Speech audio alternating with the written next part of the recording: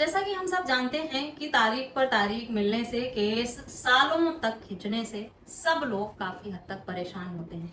लेकिन क्या आपको पता है इससे बचने के लिए आपको क्या तरीके अपनाना चाहिए? अपने केस में किन बातों का ध्यान रखना चाहिए कि आप इस तरह की परेशानी से बच सकें? लंबे समय तक केस ना चले आपका, या लंबे समय तक केस चलता भी है कुछ मामलों में और उसके बाद भी जो फैसला है वो हक में नहीं होता है, केस खारिज हो जाता है। कई बार ऐसा भी देखा गया है कि तलाक का मामला सालों तक चलता रहा, 8 साल 10 साल तक तलाक का केस चला और उसके बाद जो पिटीशन थी डिवोर्स की वो डिसमिस हो गई।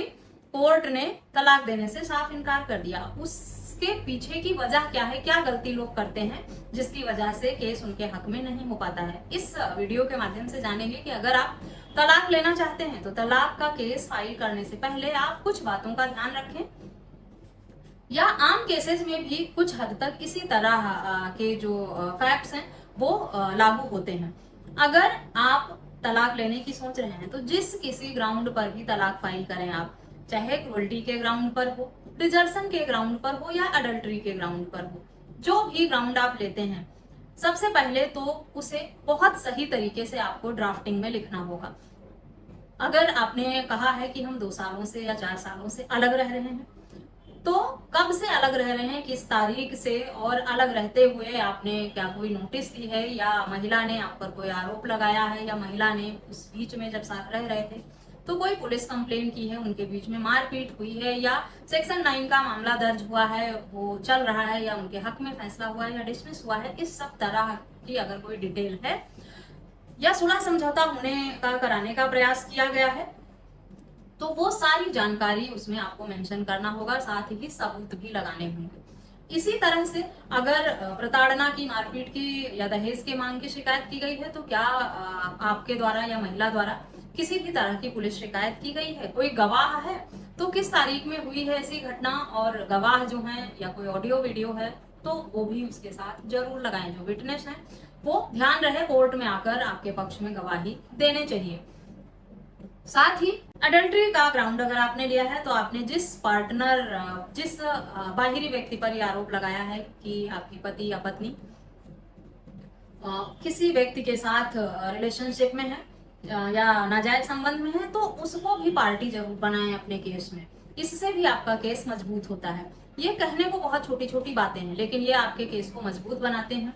आप जो तर्क और तथ्य कोर्ट के समक्ष रखते हैं वो कोर्ट को आसानी से समझ में आता है और आप प्रूफ कर पाते हैं, जिसके बाद आपके केस की सुनवाई थोड़ी आसान हो जाती है और आपके पक्ष में, आपके हक में फैसला होना भी आसान हो जाता है। अगर सिर्फ आप आरोप लगाएंगे, कोई डॉक्यूमेंटेशन नहीं होगा, कोई ऑडियो वीडियो नहीं होगा, कोई गवाह नहीं होगा, कोई सबूत आप नहीं दे पाएंगे ठोस, तो आपका केस जो है वो सालों तक तारीख पे तारीख होकर अटका रहेगा। तारीख पर तारीख मिलने के लिए जो आपको थोड़ा समय दिया जाता है वो इसलिए भी कोर्ट देता है कि आपके बीच में जो भी विवाद हैं, लड़ाई झगड़े हैं, उसे सुलह समझौता करने का मौका आपको दिया जाए।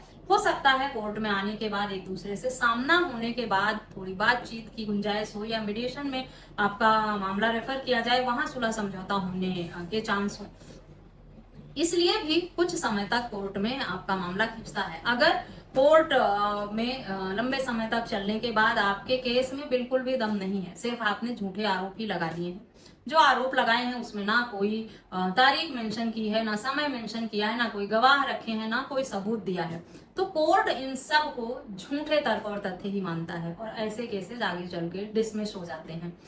सबूत देना है, गवाह देना है, ऑडियो वीडियो देनी है। अब आजकल तो गैजेट्स का जमाना हो गया है, मोबाइल इंटरनेट्स का, कहीं भी कोई भी आसानी से वीडियो बना लेता है, चैट आपका लीक हो जाता है, फोटोज वीडियोज हो जाती हैं, या कोई गवाह आपके आस पड़ोस का है, आपका मित्र है, आपका परिवार है, परिवार की गवाही भी चलती है, पड़ोसियों की गवाही भी चलती है। अगर कोई ऐसे विवाद हुए हैं या कोई ऐसी घटना हुई है जिसकी गवाही आपके पड़ोसी दे सकते हैं, तो वो भी एक अच्छा सबूत होता है। सबूत जरूर लगाएं, अच्छी ड्राफ्टिंग के साथ सारी घटनाओं का जिक्र बहुत सही से एक्सप्लेन करके रखें। ड्राफ्टिंग जो है वो बहुत मायने रखती है आपके हक में फैसला दिलाने में या आपका केस डिसमिस कराने में भी। सही से अपने केस को कोर्ट के समक्ष रख नहीं पाएंगे, सबूत कोई होगा नहीं, तो आगे चलकर आपका केस डिसमिस ही होना है, आपके हक में फैसला नहीं होगा। इन बातों का ध्यान अगर आप रखेंगे तो आसानी से अपने केस को जीत पाएंगे। सालों तक जो आपने मुकदमे में खर्च किया है, समय खराब किया है, भाग दौड़ की है, वो सब बेकार नहीं जाएगा। अगर आपके पास कोई सबूत नहीं है, देखिए ज्यादातर लोग इस तरह की वीडियोस पर कमेंट करके कहते हैं कि कोई हमेशा तैयार नहीं रहता है वीडियोस बनाने के लिए, या घर में कैमरे नहीं लगे हुए होते हैं, या कोई पड़ोसी जो है वो गवाही देने को या परिवार वाले गवाही देने को तैयार नहीं होते हैं। कोई लड़ाई झगड़े में फंसना नहीं चाहता, आपकी बात को मैं मानती हूँ।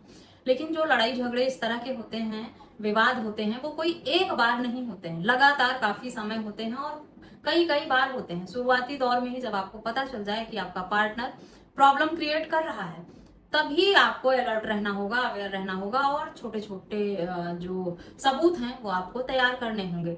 जरूरी नहीं है कि आपको एडल्ट्री में आपका पार्टनर है तो वो जिस होटल में जा रही है, जिस रेस्टोरेंट में जा रही है, या जहां मिल रही है अपने पार्टनर से, उसकी फोटो या वीडियो ही हो। उसकी कॉल डिटेल है वो भी काफी है प्रूफ करने के लिए, जो आप निकलवा सकते हैं आसानी से।